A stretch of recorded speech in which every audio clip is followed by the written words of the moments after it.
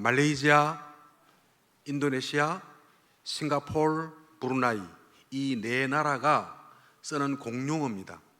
말이 같은 민족들인데요, 유사 인종들이고 특징이 이슬람이 강하고 그 전체 인구가 3억이 넘습니다. 한 3억 한 1,000만 명 됩니다. 다시 말씀드리면은 말레이시아, 인도네시아, 싱가포르, 브루나이. 인도네시아는 회교도가 가장 많은, 인구가 가장 많은 나라고요. 또 브루나이는 세계에서 가장 부자 나라 중에 하나인 왕국입니다. 역시 회교 나라입니다. 저는 말레이시아에 거주하고 있는데 말레이시아는 세계에서 가장 중요한 나라입니다. 전 말레이시아인이 한국 사람보다 훨씬 더 멋있다고 저는 생각합니다. 한국에 와보니까 제가 좀 많이 꿀리긴 꿀려요. 한국인이 너무 멋있어요. 사실은 이 옷도 이렇게 가을이 되고 겨울이 되면은 옷 맵시도 이렇게 두껍고 하나 더 걸치고 하면은 목도로 들어가고 하면은 참 멋있어요. 한국 사람들이. 그보다 조금 더 멋있는 사람들이 새카맣고 아주 후줄근한 티를 입고 다니고 스리빨 질질 끌고 다니는 말레이시아 사람들입니다. 얼마나 멋있냐면 그 사람들은요, 이슬람의 사람들이지만 한 3개국어는 기본적으로 합니다. 영어, 말레이어, 또 중국인은 중국어, 또 자기 고향말을 합니다. 거기다가 이 말레이시아인들은요, 이 겉모양에 이렇게 신경 쓰지 않고 아주 실속 있는 아주 세련된 서구 문화를 갖고 있는 사람들인데 굉장히 겸손합니다. 사실은 이슬람 과격파가 있습니다만은 참 겸손해서 이 타국에서 온 이민족들을 핍박하거나 아니면 비웃거나 하대하는 법이 없습니다. 우리 한국에 오면은 동남아인들 이렇게 좀 우리가 좀 우습게 보잖아요.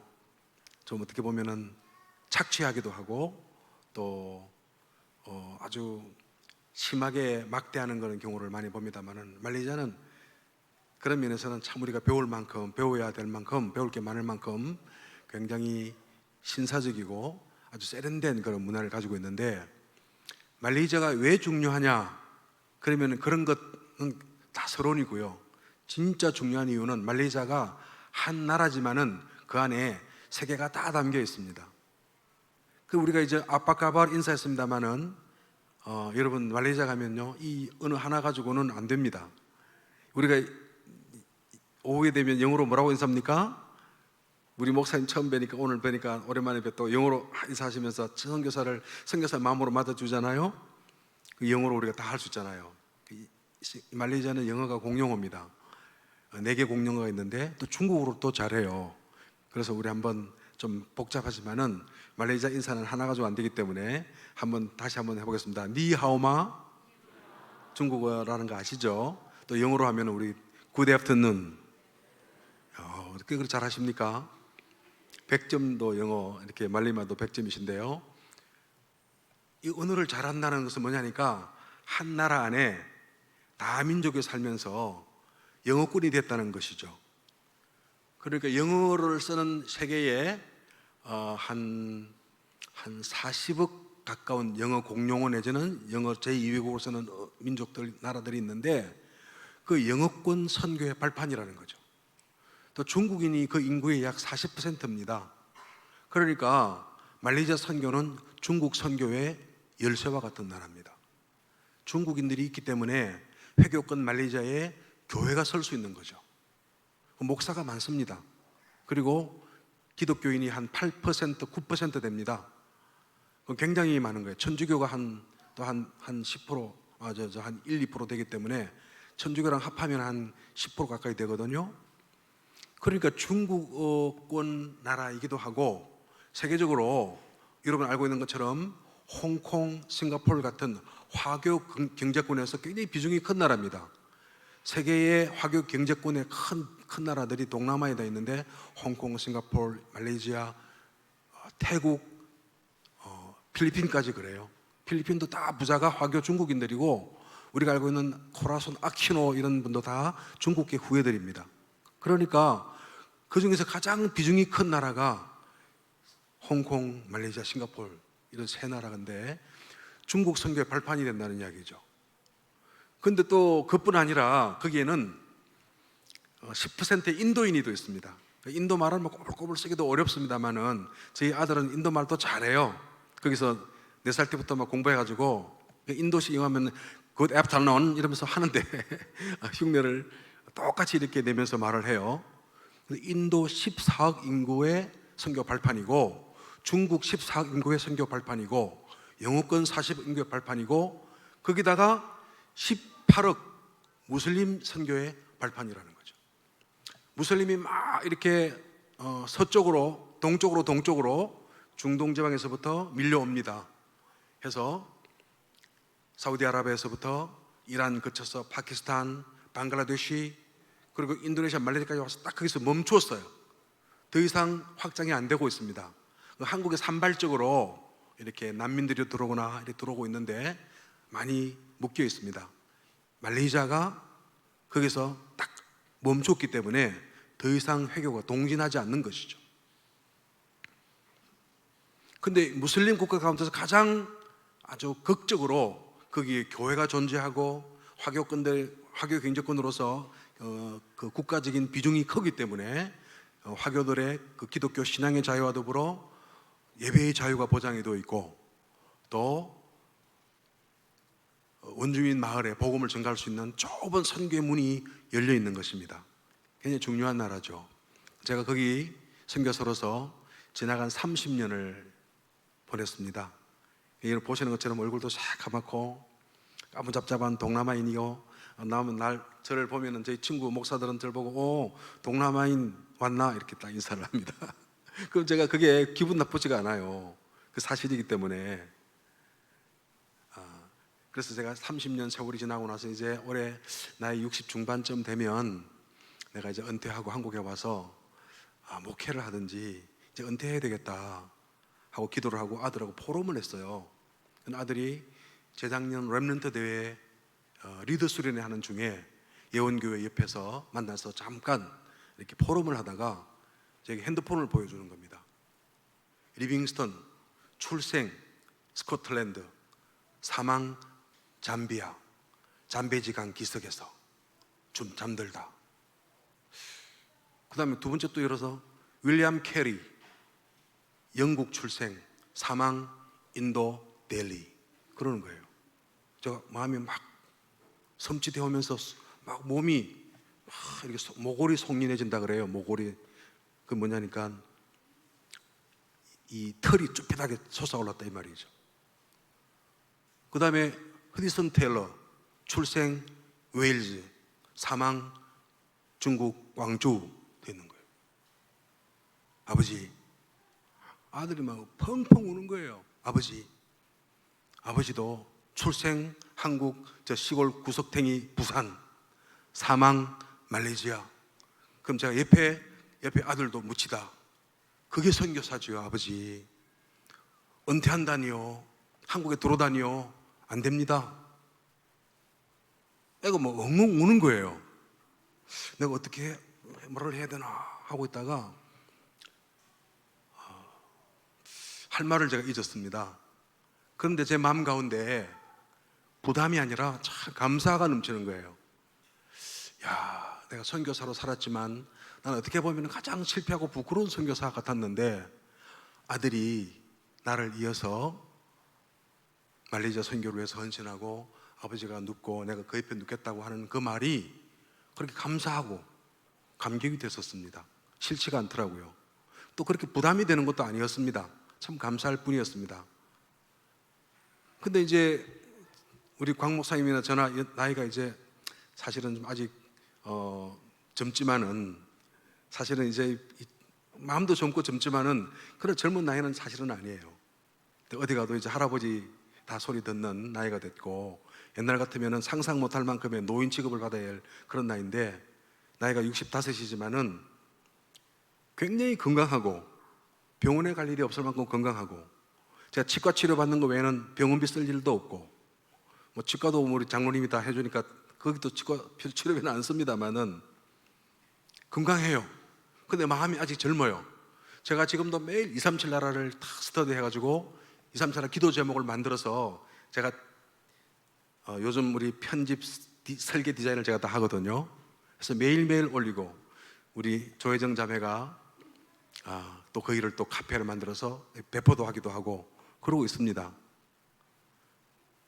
근데 지금은 우리가 길게 보고 긴 인생을 준비하면서 출발과 시작보다는 어떻게 끝을 내느냐가 참 중요한데, 우리 선교사의 선배 선교사의 그 삶과 그들의 끝을 우리가 배워야 되겠다 생각이 들어서, 이 코로나 때 다시 힘을 얻어서 한 10년쯤 더 젊어져 가지고 선교지에서 내가 살다가 선교사로서 영광스럽게 마치라는 하나님의 음성이로구나 하고 생각을 하고 있습니다.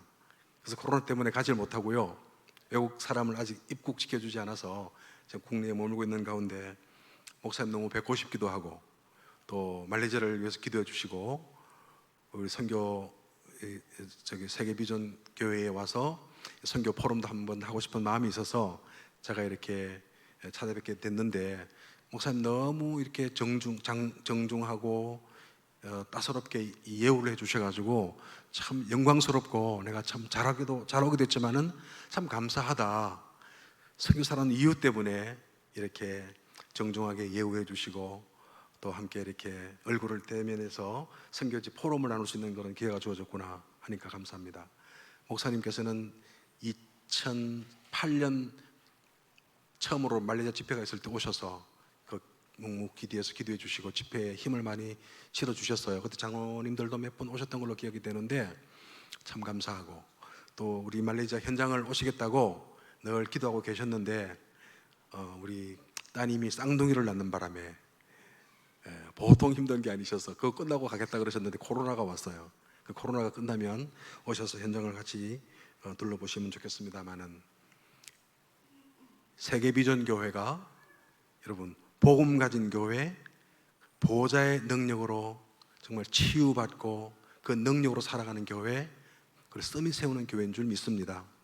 목사님과 함께 세계를 품고 기도하시는데요, 이 말레이시아 선교가 세계 선교의 완성이고 결정이다 하는 눈을 좀 여시고, 그 말레이시아라는 이 변방의 나라를 의미 있게 보시고 기도를 부탁드리겠습니다. 그래서 말레이시아에서는 영어권 선교, 중국어 선교, 또 인도인 선교, 무슬림 선교를 한 나라에서 다 할 수 있으니까 얼마나 귀한 나라입니까? 30년을 지냈습니다만 사실은 저는 전적인 하나님 은혜로 지냈습니다.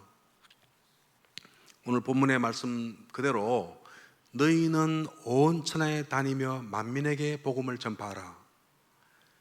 여러분, 이 말씀이 저는 리빙스턴이 선배 선교사가 아프리카를 돌고 와서 선교 보고를 할 때 스코틀랜드 어느 교회에서 참석했었어요. 조그마한 시골 교회에 한 100여 명 교인이 앉아있는 그날 밤 선교사님이, 여러분 지금 아프리카의 그 영혼들이 우리의 기도를 기다립니다. 우리 물질이 필요합니다.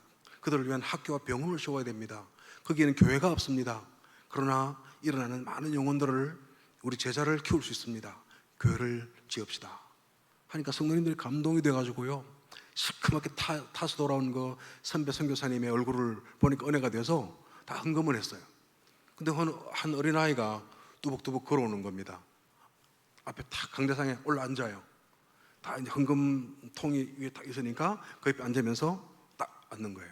야, 너 왜 그러니? 예배 시간에 거기 앉으면 안 돼. 그러니까 아닙니다, 목사님. 우리 온 성도님들은 다 사업하시는 분이고 소득이 있으니까 헌금을 드리지만은 나는 가진 게 제 몸밖에 없기 때문에 제 몸을 선교를 위해 드립니다 하고 헌신한 리빙스턴 선교사가 아프리카 개척 선교의 아버지였어요. 지금도 그분이 갔던 그 선교의 길을 따라서 선교사가 그 길을 따라가고 있고, 그때 세워진 교회들이 지금 아프리카 선교의 뿌리가 되고 교두보가 되었어요. 우리 목사님 아프리카 선교회 회장이신데, 그 세워진 교회들이 지금도 남아공에 잠비아, 모잠비크, 탄자니아, 케냐 쭉 이어서 그 교회들이 형성됐는데, 그 남쪽 지방 아프리카는 그 리빙스턴의 발자취 때문에 이슬람이 들어오지 못하는 견고한 그런 복음의 터전이 되었습니다. 그 선교의 힘으로 아프리카 살리는 것처럼 여러분, 저 리빙스턴이 했던 그 나이보다 조금 더 나이 많았던 17세에 저는 어느 선교사님이 오셔가지고 부산에 큰 교회였어요. 거기서 제가 고등학교 때 교사 생활을, 주일학교 교사를 했어요. 어린아이들 가르치는 교사 수련회를 갔었는데, 그 목사님이 대형 교회를 목회하시다가 목회를 사임하고 선교사로 가신다는 거예요. 여러분, 저는 목회를 내려놓고 이제 제가 선교사로 갑니다. 내 아들도 보냈습니다. 내 딸도 갑니다. 그리고 나도 갑니다. 내 동생도 선교사입니다. 얼마나 감동이 됐던지요. 제가 뚜벅뚜벅 걸어서 나오진 못했지만은 손 들고 선교사 결단을 했었어요. 그리고는 그때부터 교회에서 자라서 목사님의 사랑을 받고, 제 모교회가 뭐 적지 않은 교회지만 거기서 신학을 하고 그 교회 전도사가 됐습니다. 그리고 신대원에 와서 합동척 교회, 우리 처갓집 교회를 제가 교육자 있으면서 제 아내를 만나고 사랑하는 장로님의 기도 배경을 받고 자라서 선교사로 갔어요. 어린 그 나이에 리빙스턴의 그 감동을 제가 되새기면서 저도 결심했는데, 여러분, 선교를 꿈꾸더니 하나님께서는요 237 나라 담을 만한 그 그릇의 사람으로 하나님께서 나를 키워가시는 거예요. 세계를 담고 세계를 품으면은 세계를 담을 만한 그릇을 하나님께서 키우시는 겁니다. 그래서 너희는 온 천에 다니며 라고 하는 너희는, 여러분, 우리 옆에 있는 저 장로님이 좀 이 말씀 들었으면, 내 남편이 들었으면 우리 아들에게 말씀, 그게 아닙니다. 너희는 이라고 하는 이 무명의 제자는 바로 나를 말하는 거예요. 여러분, 이 말씀을 나에게 주는 말씀으로 듣는 그 사람은 이 문장의 주어가 무명의 저희는인 것처럼 하나님의 눈에 이 시대의 주인공이 되는 것입니다. 이 문장의 주어가 되는 겁니다. 그 사람을 중심으로 역사를 끌어가시는 겁니다.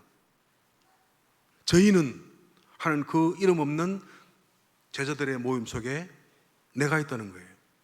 그래서 너는 이름을 불러서 김현수는 온 천하에 다니며 만민에게, 온 천하 237 나라에 다니며 미전도 부족들에게, 5천 종족에게 복음을 전파하라. 오직 복음만 전파하라. 제가 237 나라를 다 여행을 해봤어요. 인터넷으로. 어떻게 다 가겠습니까? 인터넷으로 다 갈 수 있어요. 거기서 교회도 가보고 길도 가보고 거리의 사진도 따라서 이렇게 걸을 수도 있습니다. 이렇게 다 구글이라든지 네이버 지도 같은 거 이용하면은 가게 이름도 볼 수 있고 교회당도 다 이렇게 볼 수 있습니다. 해보니까 237 나라에 다 있는데, 경제적인 번영, 여러분, IT 문화, IT 기술 다 있는데 한 가지가 없기 때문에 유럽의 교회는 텅 비어 가고 있고, 지금 미국에도 점점 많은 사람이 교회를 떠나고 있어요. 유럽을 대표하는 단 하나의 단어가 뭐냐? 그러면은요, 탈기독교입니다. 탈기독교. 다 가보니까 다 있는데 복음 하나 놓쳤기 때문에 나라가 실패하고 개인이 실패하고 교회가 문 닫고 있는 것이죠. 교회가 문 닫으니까 사회에 건강한 도덕이 없어요. 그 자리에 무슬림이 유럽을 비집고 들어갑니다. 무슬림이 들어가니까 테러가 일어나고 강간이 자행되고, 이번에 아프가니스탄 난민들이 수만 명이 탈출해서 독일로 갔어요. 그런데 이 무슬림들은요, 탈출해가는 그 기간 동안에도 얼마나 생산력이 강한지 2,000명이 임신을 했어. 미국 정부가 막 기절하는 거예요. 지금도 애들 7명, 8명 있는데 또 그냥 임신자가 막 그렇게 일어나는 겁니다. 유럽으로, 미국으로 가서 우리 씨를 퍼뜨려서 세계를 정복하자. 그리고 무슬림이 일어나고 있는데 교회는 복음 놓쳤어요. 개인은 복음과 관계없는 삶을 살고 있습니다. 그러니까 세계에 위기가 온 거예요. 잠시 멈춰라. 하나님께서 코로나를 주신 이유를 우리가 여러 가지로 생각하겠습니다만은, 저는 선교지를 떠나서 와 있는 동안에 마음이 괴로워요. 몸이 굉장히 아픕니다. 이유 없이 아파서 왜 이렇게 아픈가 하니까, 이 내 나라 내 땅에 와 있는데도 내 나라 내 땅이 한국이 아니라 말레이시아이기 때문에 그런 것 같아요. 저는 그래서 리빙스턴처럼 선교사의 부름을 받고 선교 지향에 공부를 했습니다. 그러니까 영어 공부하는 걸 좋아하고 영어 교과서는 외워버리고, 그 선교사로 갔어요. 선교단체 잠깐 선교다가 갔는데, 선교지를 한 번 처음 갔던 여행지가 이제 인도네시아였습니다만 갔는데, 선교지는 여행할 때 보던 눈으로 보면 절대로 안 되겠죠. 안 됩니다. 현실과 여러분 우리가 꿈꾸던 환상 속의 외국은 다른 거예요. 선교는요, 외국 여행이 아니고 외국 유학도 아니고 외국의 이민도 아닙니다. 처절하게 영적 사각지대에 버려진 빈곳에 여러분 이 인생의 뿌리를 뽑아서 옮겨서 적응하는 그 과정이거든요. 그래서 그것을 크로스 컬처럴, 초문화라고 해요. 초문화. 문화의 벽을 넘어서 그 문화, 다른 문화 속에 뿌리 내려서 그 문화의 사람으로 다시 태어나는 것입니다. 요한복음 20장 21절에 예수께서 말씀하기를 아버지께서 나를 보내신 것 같이 하나님께서 우리 예수 그리스도를, 하나님 독생자를 이 땅에 인카네이션, 여러분 이게 성육신, 그렇게 표현해요. 성육신, 인카네이션. 그러니까 영으로 계신 그 하나님께서 사람의 모습으로 이 땅에 오게 하셔서 사람이 이 몸으로 겪지 않을 모든 고통과 고난을 다 겪게 하시고 우리를 위해 죽으셨단 말이죠. 그래서 우리의 모든 아픔과 질병과 문제를, 죄를 체휼하셨다. 몸으로 다 겪으셨다. 성교가 그와 같아요. 그래서 예수께서 말씀하기를 그것처럼 내가 너희를 보내노라. 요한복음 20장 21절에 말씀하고 계시는 거죠. 그 선교사로 가는 것은 예수님의 마음으로 다른 문화 속에서 또 다른 문화의 옷을 입고 가서 거기서 그 사람으로 동화가 되는 겁니다. 우리는 사실 한국 사람은 서양 사람이 선교한다고 생각하고 제가 선교사 나갈 때만 해도 저희 아버지나 우리 목사님은요, 선교사는 백인들이 와서 돈 탁 초콜릿 주면서 돈 주면서 하는 거지 돈도 없는 우리가 어떻게 하냐. 근데 아니에요. 한국 사람이 선교하기 제일 좋은 민족입니다. 대전에 여러분 사시니까요, 한국에 겨울에 얼었다가 여름에 더웠다가 푹 쪘다가 또 푹 얼었다가 이 계절을 한 30년 반복하잖아요. 그러면 어느 나라를 가도 다 적응할 수 있는 선교 훈련이 이미 되어 있는 거예요, 한국 사람들은. 근데 한국인들은 말을 하면 이 혀 길이가 적당합니다. 중국인이 우리말 하면은 울리살람 이러면서 해가 너무 기니까 말이 권스름이 돼서 꼬이잖아요. 일본인이 하면은요, 발음이 안 돼서 메꾸도 나루도 이럽니다. 일본에 가면은 메꾸도 나루도가 난데스까? 메꾸도 나루도 맥도날드를 발음 못해요. 한국인이 언어의 능력이 뛰어납니다. 혀가 적당해서 우리가 하는 중국어, 우리가 하는 일본어, 우리가 하는 영어 적당히 딱 좋아요. 그러니까 우리 속에 있는 선교사의 끼와 자질을 우리가 부인할 수 없어요. 하나님께서 이 시대에 선교에 가장 합당한 민족으로 어느 계절을 가더라도 덥든지 춥든지 정할 수 있는 걸 훈련이 되어 있고, 그 혀 길이가 적당해서 어느 나라 말을 하더라도 배우기 참 좋단 말씀이죠. 우리 자녀들 유학 갔다 온 자녀가 많지 않습니까? 영어를 얼마나 잘합니까? 우리 또 김 목사님 아드님 중국어 얼마나 잘합니까? 선교사의 기본 자질이 우리 한국에 다 있다는 거죠. 갔더니 이런 많은 장점에도 불구하고 사실은 선교지에서 언어를 하나 배우고 메시지 한다는 것은 쉬운 일이 아니었습니다. 사실은 굉장히 어려워요. 고급 언어가 되면은 여러 가지로 어렵죠. 어휘를 많이 습득해야 되고 10만 단어를 외운다는 것은 보통 일이 아닙니다. 우리가 뭐 영어를 단어 많이 해도 불과 몇천 단어밖에 몰라요. 그 어려운데 언어를 배우고 문화를 배우고 겸손하게 그 사람 속에서 져서 살아가고 있는데, 정작 힘든 것은요, 그 나라의 풍토병과 환경이었어요.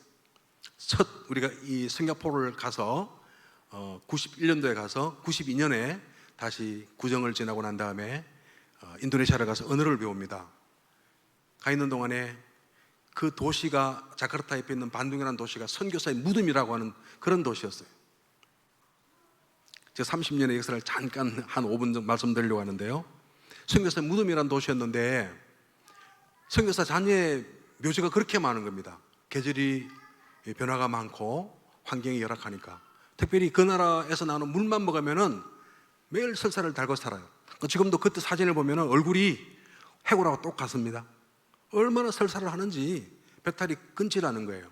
거기다가 제가 공부를 좀 열심히 하려고 언어를 공부하는 중에 밤을 새고 하다가 풍토병에 걸렸어요. 근데 풍토병 걸렸다고 해서 난 죽었다 그러고 했는데 알고 보니까 선교사들은요 1년에 한 번, 두 번 연례행사로 치르는 거예요. 그렇게. 근데 얼마나 위험하냐니까 치사율이 약 40%에 가까운 말라리아를 그냥 평생에 몇 번씩 1년에 한두 번씩 걸리는 겁니다. 그 티푸스라는 질병에 걸렸는데 고열과 설사에 고통스러웠어요. 빨리 집에 가고 싶더라고요. 그 병원에 입원해 있는데 아내가 밤 11시까지 간병을 하고 가고 그랬는데요. 당신도 걸리니까 들어가라 그래도 뭐 남편 죽을까봐 떠나질 못하고 간병을 하는 거예요. 그런데 온도가 체온이 39도, 40도 가까이 막 올라가는데 한 사흘째 되는 날 죽는 줄 알았어요. 근데요, 그 와중에 저 멀리서 꿈인지 생신지 모르는 그런 환상 가운데 너무 열이 나니까 몽롱한 중에 말이죠. 내 앞에 이렇게 환상이 보이는 겁니다. 우리가 그 부활 그림 있지 않습니까? 수많은 그 구름 위에 성도가 다 일어나서 예수님 서 계신 그런 사진처럼 저 먼 곳에서 수십만 명의 그리스도인들이 있어서 왱왱왱왱 벌떼들이 왱왱거리듯이 소리가 들려요. 선교사님 힘내세요 하는 한국교회 기도의 소리가 제 귓전을 막 때리는 겁니다. 그날 밤에 마지막 최고의 고비의 순간에 이 죽느냐 사느냐는 그런 기도였는데 선교사를 위한 중보기도 하는 그 소리를 듣고 제가 깨워서 쳐다보면서 그리스도 십자가를 보았습니다. 부활한 그리스도 십자가를 보았어요. 그리고는 열이 뚝 떨어지는 거예요. 저는 사흘째 지낸 날부터 호전되었고 아내가 다시 걸려가지고 아내는 그 뒤로부터 한 5년간 고통을 겪었습니다. 풍토병에 의해서. 그러니까 선교사의 무덤이라고 불릴 만큼의 그런 열악한 환경 속에 선교사가 지내는데 선교는 제가 그래서 결론을 내서 말하기를 한국교회에 와가지고 선교는 선교 현장에 살아남는 것이다. 남은 자다. 살아남아야 선교할 게 아니겠는가. 남은 자다. 남아서 복음에 있으면 복음이 선교를 한다는 말씀이죠. 오늘 우리 목사님 강단 말씀 그대로 그리스도를 위한 그리스도의 사람으로 내가 그에게 속한 사람이 되면은 by the Christ 그리스도에 의해서 복음에 의해서 선교도 되어지고 삶도 되어지고 교회도 되어지고 열매도 되어진단 말이죠. 그러니까 내 힘으로 내가 노력해서 하려고 하니까 괜히 내가 관리 못해가지고 사실은 병에 걸린 거예요. 하나님께서는 선교는 네가 하는 게 아니라 하나님이 하는 것이다. 주님, 선교사 사는 게 너무 자격 없고 어렵고 힘듭니다. 좀 못하겠습니다. 하나님께서 말이죠, 제게 못 알아들을까봐 아주 투박한 경상도 말로 시끄럽다 마 그러시더라고요. 시끄럽다 마 하면 따라서 하십시오. 선교 네가 하냐? 선교는 내일이다.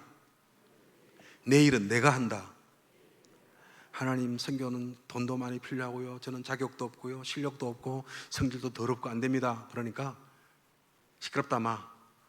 말 많으면 경상도 사람들은 시끄럽다 마 그러거든요. 두말할 것도 없어요. 선교 그 일이 네 일이냐? 선교는 나의 일이다. 나의 일은 내가 한다. 주님이 그러시더라고요. 제가 선교사로 살면서 한 3번쯤 죽을 고비를 지났는데요, 그런 중에 내가 물에 빠지기도 하고 건축을 하다가 또 뭐라 그러죠? 못에 찔려가지고 염증이 생겼는데 치료가 안 돼서 한국에 들어왔어요. 휠체어 타고 들어왔는데 밤새 몸을 욥처럼 긁어대는데요. 긁는데 두드러기가 등이나 머리에도 두드러기가 한 이만하게 나는 겁니다. 이만한 두께로 이만하게 나는 거예요. 등이나 머리에. 그걸 아내가 밤새 긁어주고 있었어요. 파상풍. 치료가 안 돼가지고요. 난 그때도 몰랐는데 저를 치료한 의사, 부산대학 출신의 피부과 의사 만났더니 과정을 쭉 제가 설명해 주는 거예요. 파상풍인데 상당히 많은 치사율이 높은 그런 질병입니다. 그 죽을 고비를 제가 넘기고 살아난 거예요. 이게 만약에 뇌로 들어갔으면 죽었다는 거죠. 여러분, 선교사의 삶이 때로는 참 외롭고 고독한 그런 환경의 싸움도 있을 수 있고 풍토병도 있을 수 있습니다. 그런데요, 그런 것은요, 선교사로서 그 땅에 뿌리 내리는 과정에 불과한 것이죠. 오늘 우리 목사님 말씀에도 그런 말씀 하셨습니다만은 문제나 어려움이 있던 것은 그게 참 축복을 위한 발판이 아니겠느냐 하는 말씀이 제가 기록한 걸 기억하는데요, 선교사로서의 거듭나는 아픔을 겪는 것이죠. 그 주님과 더불어 동행하면서 살아남으면, 저는 한 선교사를 한 10년 지나면 이제 이만큼 했으니까 끝나고 오게 돼서 와서 좋은 목회하면 좋을 줄 알았어요. 그런데요, 10년쯤 지나고 나니까 세상에 이렇게 모자라고 부족한 사람이 선교하는 것만큼 더 영광스러운 일이 없는 것을 알았어요. 그리고는 95년도에 제가 훈련받고 합숙훈련, 팀합숙 훈련받고 다락방을 이제 접했고, 유 목사님은 아주 모르지 않는 그런 선배였어요. 부산에서 같이 전도활동도 했었던 선배였는데, 유 목사님이 테이프가 막 돌아서 소문이 나니까 조은택 목사가 불러서 훈련받으라 해서 훈련을 받았는데, 훈련받고 저는 선교지에 돌아갔어요. 계속 훈련을 따라 붙었어야 되는 건 몰랐고 말이죠. 그리고는 이제 혼자서 복음운동 하다가, 선교하다가 93년도에 다락방으로 들어왔습니다. 와서 다시 1차 합숙도 받고 팀 합숙도 다 받고 선교사 훈련 쭉 과정을 거치고 신학원과 선교 훈련을 다 마쳤어요. 선교라는 것은 선교 살아남은 사람들이 이 시대에 남기기로 작정된 남길 자를 찾는 그 눈을 여는 것이 1차적인 선교사의 자격이었어요. 저는 그걸 발견한 겁니다. 그랬더니 하나님께서는요, 오늘 본문에 나와 있는 것처럼 온 천하에 다니며 만민에게 복음을 전가하라 하는 그 말씀 그대로 이 땅에 잃어버린 복음을 회복하라, 복음만 전가하라, 오직 복음을 하라 하는 말씀과 함께 믿는 자들에게는 그러셨거든요. 선교는 선교 현장에 영적 그친 그 빈 곳에서 영적 싸움하는 것입니다. 현대 선교에서 선교를 말하기를 파워 엔카운트라고 말합니다. 파워 엔카운트. 파워는 힘과 힘이 엔카운트, 조우한다, 만난다, 부딪힌다, 그런 뜻이거든요. 철저하게 선교는 흑암의 세계 속에 있는 그 영혼을 건져내는 영적인 싸움이었어요. 그러니까 다락방 하기 전에는 그걸 몰랐던 것이죠. 열심은 저처럼 열심히 있는 사람이 없습니다. 그리고 저는 우직하게 변하지가 않습니다. 했다 그러면은요, 막 뭘 하나 하면은 끝을 내도록 그냥 끝նակ지게 그냥 좀 느려도 끝까지 하는 그런 성격인데,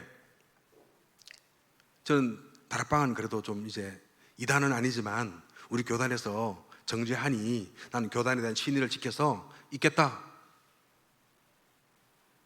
그렇게 생각을 하고 있었죠. 근데 제가 철저하게 망하는 거예요. 근데 그때 이제 우리 정은주 목사님이 제게 자료를 테이프, 본부 설교, 예원교회 설교, 신문을 매주 보내주셨어요. 매주 차에서 듣고는 아내가 힘을 놓고 은혜를 받는 거예요. 야, 부럽다. 어떻게 저렇게 복음을 누리냐, 어떻게 저렇게 전도가 되어지냐, 그리고 우리 외롭게 이렇게 말고 우리 다락방 하러 가자. 아내가 얼마나 저를 푸시하는지 몰라요. 힘을 얻고. 근데 영적 사실을 모르니까요, 선교사가 조그만 세숫대에 물을 보고 뛰어들면 저럼 내가 죽을까? 그런 마음이 드는 거예요. 여러분, 사실은 선교사가 복음 모르면 얼마나 비참한지. 제가 대전에 온 이유가요, 사실은요, 목사님도 뵙지만은 우리가 어느 한 감티교로부터 재정 지원을 받았어요. 그 목사님이 유명한 분이고, 이 대전에 옛날에 아주 미술관이라고 봉산동에 거기 미술관을 지었던 그런 목사님이고, 그 개인 소장품이 수천억 달러의 미술품을 갖고 있는 그런 목사님이에요. 지금은 제주도 가셨는데 그 교회 권사님이 우리를 꾸준히 후원하셨어요. 근데요, 복음 모를 때 얼마나 비참한지, 이 여성이 여성 필수품을 살 수 있는 그런 돈이 없는 거예요. 매일매일 한 달 한 달 연명이 급급해가지고. 그런데 뭐 매달 막 이마트를 이마트를 생필품 보내는데요. 한 번은 여성 생리대가 2박스가 온 거예요. 그걸 살 돈이 없었거든요. 2박스가 와가지고 그걸 다 필요 없을 때까지 그걸 또 썼었어요. 얼마나 신실하게 기도하는 분이 계셨는지 그분에게 식사하고 포럼하고 복음 주려고 제가 사실은 대전에 왔었는데요. 복음 모르는 선교사는요, 돈은 많은데, 선교비는 많은데 사실은 뒤로는 처절하게 무너지고 가난하고 비참해요. 영적 싸움, 선교의 본질을 모르기 때문에 무너지는 겁니다. 여러분, 이 점쟁이를 영어로 하면은 포춘 텔러라고 말합니다. 포춘, 행운을 말하는 사람, 이렇게 포춘 텔러예요. 영어 우리 메시지 들을 때 점쟁이 점수를 하면 딱 그렇게 샤면 다 나옵니다만은 한번 따라서 할 때 영어로 포춘 텔러. 포춘이 행운이지 않습니까? 행운을 말하는 사람, 그 점쟁이에요. I'm fortune teller. 말레이시아 가면 길바닥에 인도인이 그렇게 지나갑니다. 아, 당신이 복을 줄 수 있느냐 나에게? 그러니까 이 사람이 행색도 남루하고, 한국의 점쟁이들이 다 남루하잖아요. 나는 번듯하게 다 이렇게 해서 있으니까 이 사람이 눌려가지고 오 이러면서 가더라고요. 근데 그분을 따라오던 두 남녀를 제가 전도했어요. 우리 교회로 데리고 왔는데 얼굴도 아주 아름다운 두 남녀가 IBM에 근무하는 과장급 직원들의 말레이시아에서 이야기입니다. 그런데 처음 우리 교회 와가지고 예배 드리는데 그렇게 울더라고요. 그 다음 날 다락방을 가고 한 달쯤 뒤에 우리 청주에 계시는 김성아 목사님 모셔서 그 다락방 하러 또 강사로 가셨는데요. 말씀 듣고 그렇게 우는 거예요. 우는데 연대를 나오고 뭐 IBM에 근무하고 연봉도 많고 집도 좋은데 귀신이 와가지고 침대에서 머리끝부터 발까지 그렇게 뛰면서 자기를 괴롭히고 잠 못 자게 한다는 거죠. 또 피부는 거칠거칠하고 얼굴은 퀭하고, 그러고는 회사에 다니고 직장생활을 하고 있었어요. 복음 듣고 나음을 받은 겁니다. 치유를 경험했어요. 그냥 이 말씀이 좋은 줄 알고 그 말씀대로 따라만 왔는데, 이 말씀, 강단의 말씀을 따라 성취해서 여러분 애플의 부장으로 가려고 시험을 치러 갔더니 그 주일날 강단 말씀이 문제로 나왔어요. 애플의 부장으로 갔겠어요, 안 갔겠어요? 싱가포르의 부장으로 애플에 갔었어요. IBM에 근무하다가. 그러니까 영적 사실을 모르면 지금 현장의 사람들이 그렇게 시달리고 고통받고 있는데 그 사람 살릴 수가 없단 말씀이죠. 선교는 그 누구도 줄 수 없는 복음의 능력을 가진 사람이 아무도 줄 수 없는 증거를 가지고 답을 주는 것이다. 파워 엔카운트. 여러분, 이 힘과 힘이 부딪히는 현장에서 환경과 질병과 문제, 경제난, 그 원인은 흑암을 이기지 못하는 힘을 잃어버린, 복음 놓친, 성경의 본질을 잃어버린 그것 때문이라는 것이죠. 그러니까 저와 여러분이 살면서 경제나 가정이나 학업이나 사업도 역시 그러합니다. 우리 렘넌트들이 직장에 다니고 회사 생활하면은요, 인간관계에 굉장히 고통을 겪어요. 근데 그럴 때마다 육신적으로 싸우려고 그러면은 힘들죠. 싸울 수 있겠지만은 답이 되지 않습니다. 정말 문제는 복음 놓친 사람들의 그 영적 문제와 그 배경을 봐야 되는 것이죠. 말레이시아는 특별히 얼마나 우상이 많은지 모릅니다. 인도의 힌두교는 3억 개의 우상을 갖고 있어요. 쥐도 우상이고 코끼리도 섬겨요. 근데 그 해교 사원이 힌두교 사원이 도시의 큰 마을마다 있습니다. 그러면 화려한 컬러풀한 조각품, 코끼리, 그다음에 천수상, 손이 여러 개 있는 그런 코끼리 신, 사바신, 이런 많은 신들을 섬기는 우상이 있는데요, 복음 없는 사람은 그 사원에 가기만 해도 귀신 들려요. 그래서 어느 한 장로님 딸이 왔는데, 국민은행 지점장 장로님 딸이 왔는데 갔다가 귀신 들려가지고 제가 그 귀신 쫓아내라고 애를 먹었습니다. 특별히 이슬람의 허감은 지금 세계를 강타하면서 한국에도 지금 점점 세력을 넓혀가고 있는데요. 5%가 되면은, 이슬람이 5%가 되면은 그 사회의 문화를 바꿀 수 있는 힘을 갖게 되는 겁니다. 왜냐하면 5%가 한 50%의 영향을 갖는 거죠. 왜냐하면 그 이슬람의 종교에 올인하기 때문에. 저는 지나간 30년 동안 선교지 이슬람 현장에서 이슬람 선교를 꿈꾸고 이슬람 제자를 찾고 이슬람 사람들을 영접하고 개종하고 교회를 세웠는데요. 인도네시아에서 여러 명의 개종자를 만났는데 말레이시아는 한 명도 만나지 못했어요. 어떻게 해야 하느냐 하고 있는데 하나님께서 브루나이에 들어갈 문을 제 기도 25년 만에 들어주셔가지고 브루나이를 갔어요. 그 안에 숨어있는 제자들이 만나서 캄캄한 그 밤에 불도 없이 촛불로 예배 켜놓고 드린 지하교회를 하나님께서 가게 하고 메시지하게 하시고, 우리 다락방에서 한 30여 명 목사님들이 매달 전도학교를 하는 저는 매주 가지만은 매달 그 과정을 하게 하셨어요. 그 제자가 확산돼 가는데, 여러분, 복음 전도하다가 브루나이에서는 감옥에 잡혀 들어갑니다. 제가 가면 중국인처럼 이렇게 현지인처럼 이렇게 하고 갔는데, 그러면 저와 함께 그 사람까지도 전도 현장에다가는 들어가게 되니까 신분을 위장해서 들어가는데요. 얼마나 무슬림의 이 압제가 심한지, 브루나이의 기독교 부족의 장로님 아들인데 그 사람이 군인인데 군인을 출시하기 위해서 교회를 저버리고 무슬림이 되어버렸어요. 룸바왕 부족이라고 부족이 있습니다. 룸바왕 부족. 100여 년 전에, 130년 전에 식인종이었어요. 보르네오 종교로 유명한 식인종이었습니다.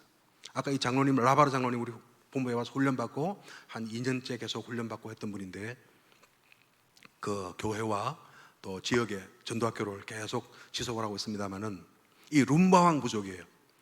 식인종의 후예입니다. 그래서 호주에서 선교사가 오면은, 야, 우리가 늘 어저께까지는 새카만 탄 밥을 먹었는데 오늘은 좀 흰 밥을 먹는구나 그러고는, 백인이니까 백인 선교사를 일부를 먹었어요. 죽이고는. 그래서 그 부족의 별칭이 헤드헌터입니다. 사냥꾼이라는 거죠. 그랬는데요, 130년에 아주 코로나와 같은 그런 질병이 창궐하면서 그 인구의 절반이 죽었어요. 지금도 그 부족의 전체 인구가 약 500만, 600만 이 정도밖에 되지 않았는데 그 당시에 절반이 죽었어요. 그러니까 인구가 크지 못했던 그런 원인이 됐는데, 그때 그 추장이 우리 이 부족의 질병과 재앙의 원인은 우리가 선교사를 우리가 잡아먹기 때문이 아니겠느냐. 그리고 선교사 찾아갔어요. 무릎을 꿇고, 선교사님, 우리가 아무 조건도 아무런 이유도 달지 않고 당신이 말하는 그 예수를 그리스도로 내가 영접하고 우리 온 부족이 세례받겠습니다. 우리 좀 살려주십시오. 그랬어요.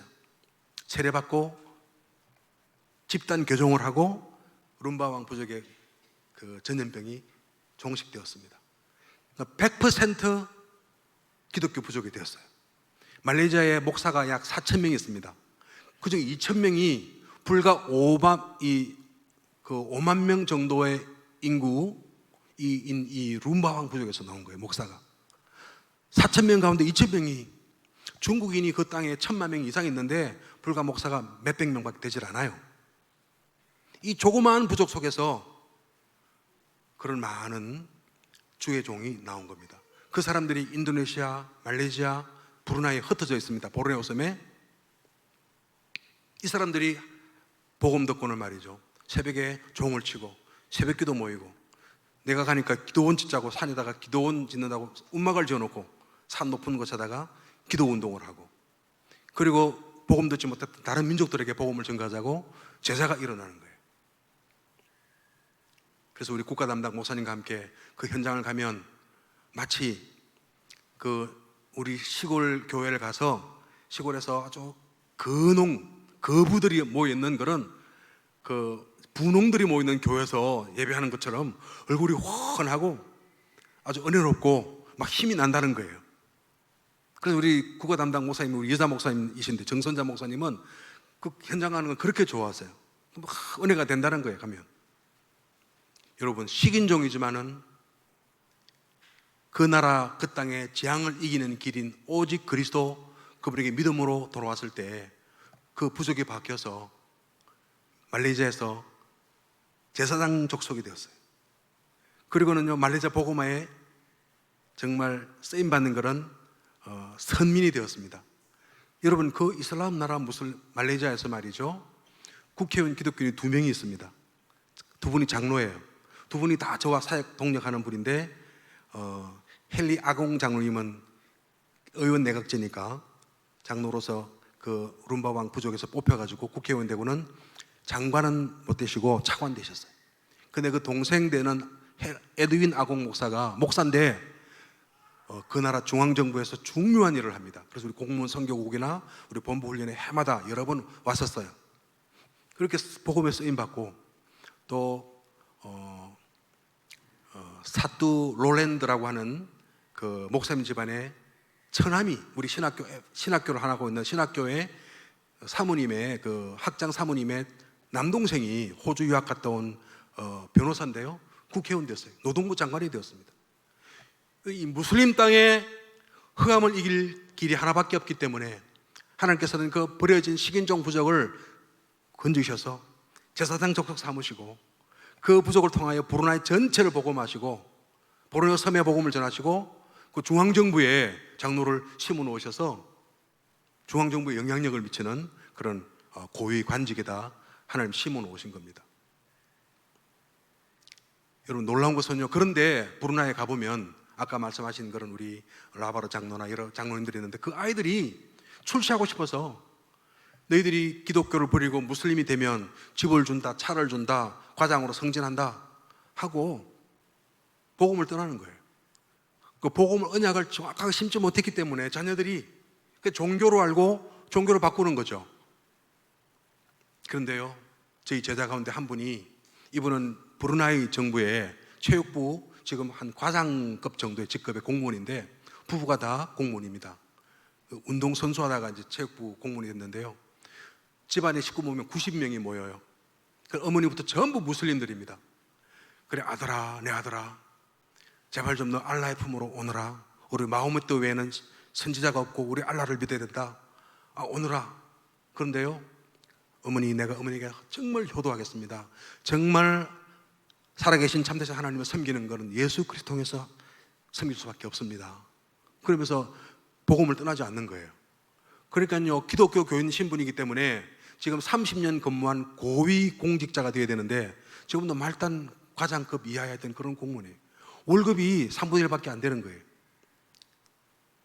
한 300만 원 받을 걸 100만 원 정도 받고 있는 거죠. 그리고 부부가 같이 그래도 보니까 최저 생계를 하면서도 끝까지 복음 증거. 우리가 갈 때마다 거기서 모여서 말씀 운동하고 복음 증거하고, 우리 청주에 계신 목사님들이나 여러분이 그 댁에서 복음을 전하셨어요. 숨겨진 소수의 제자가 나와서 그 중에 한국에 가서 공부하고 너희들 복음에 뿌리를 내려라 그랬더니 한 아이가 한국에 또 교환학생으로 와서 한국 서울 상명대학에서 1년간 교환학생으로 복음 듣고 훈련받고 이마누엘 설교에서 또 돌아갔습니다. 여러분, 선교 현장은 처절하게 복음 놓친 선교사 외롭고 고통스럽고 가난하고 비참해요. 왜 그렇습니까? 영적 싸움의 목표를 모르니까, 타겟을 모르니까. 근데요, 복음 안에 있는 우리는, 선교는 하나님이 하시거든요. 하나님은 승리하시고 그 땅을 정복케 하시거든요.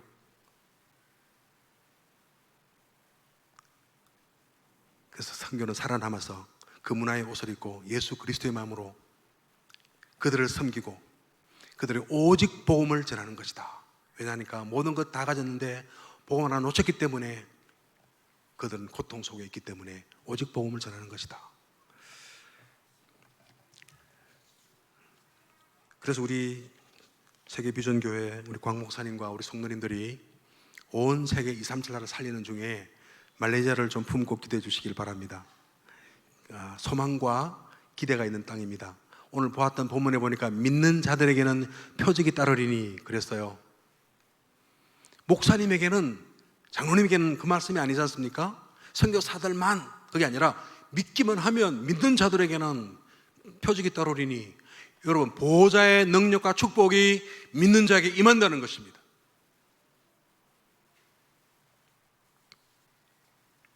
그래서 무슨 독을 마실지라도 해함 받지 않고 뱀을 집을지라도 상함을 받지 않는 이 치유의 은혜, 보호자의 능력이 임하는 그 은혜를 입을 것이다. 여러분, 선교는 그 믿음으로 하는 것이죠. 그랬더니요,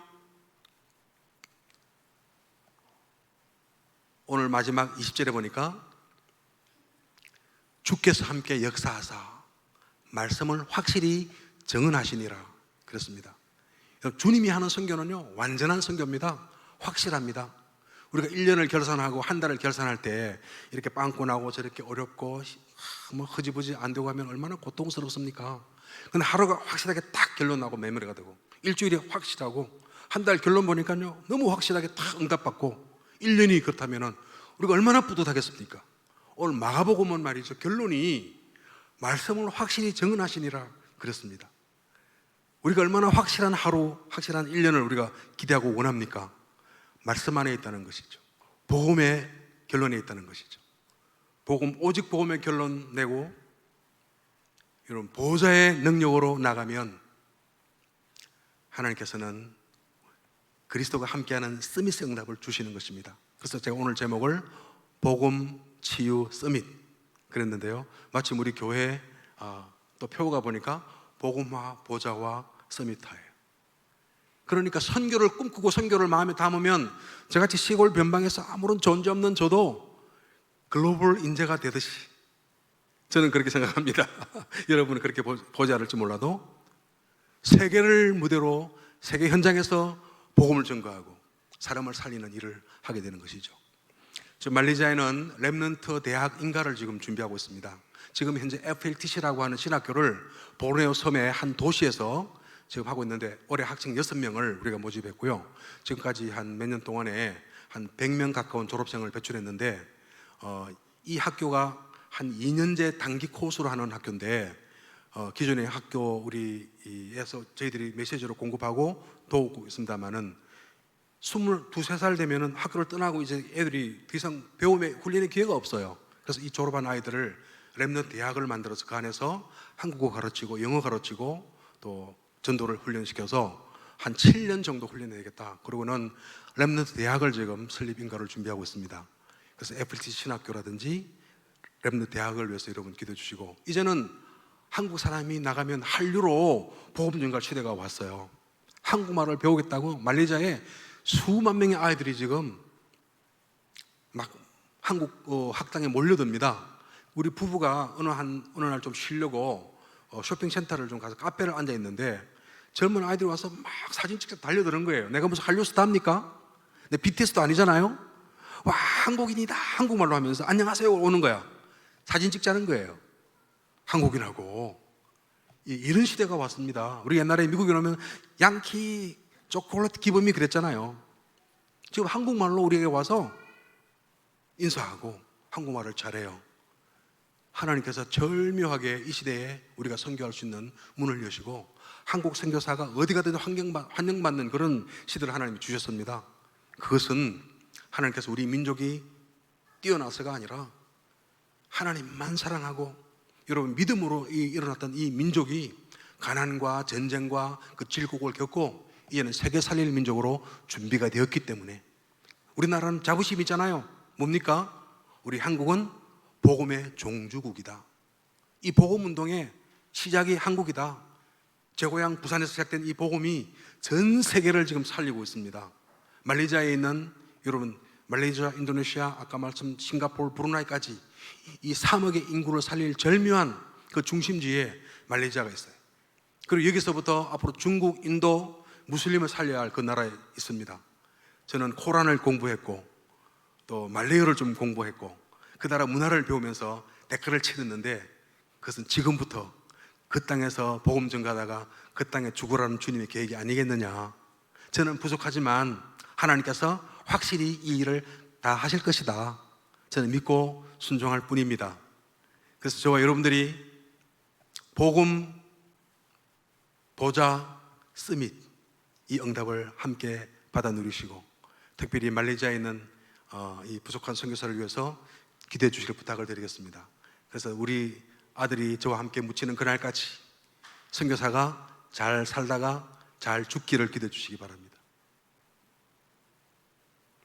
기도하실 수 있습니까?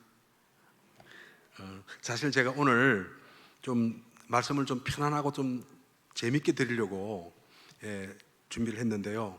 아침에 제가 은혜를 받고 보니까 내가 너무 진지하고 신중하게 말씀을 증거하느라고 여러분 좀 딱딱한 좀 분위기에서 좀 지루한 말씀이 되지 않았나 모르겠습니다만은 제 아들의 말씀처럼 아버지, 선교는 내 고향 본토 친척 아이 집을 떠나서 그 현장에 묻혀서 무덤을 남기는 선교입니다 했던 말을 제가 마지막 말씀으로 드리면서 말레이시아를 기억하시고 기도해 주기를 부탁드리겠습니다. 기도하겠습니다. 하나님 은혜를 감사합니다. 하나님께서 귀하게 쓰시는 우리 세계비전교회와 광 목사님과 귀한 중직자들, 지금까지 전도와 선교 사명을 감당하는 대표적인 교회, 지역 살리고 민족 살리고 세계 살리는 교회로 사용하셨는데 앞으로도 주께서 더 많은 중직자, 제자를 보내어 주시고 렘넌트가 일어나 하나님 세계 복음하는 그날까지 성령의 충만한 은혜를 부으시고 온 성도에게 오력을 넘치도록 부으셔서 237 나라 살리고도 남는 응답을 허락하여 주시옵시고 이 아름다운 성전을 중심으로 대전에서 가장 영향력이 있는 대전에 있는 영적 지형을 바꾸는 교회로 주께서 축복하여 주옵소서.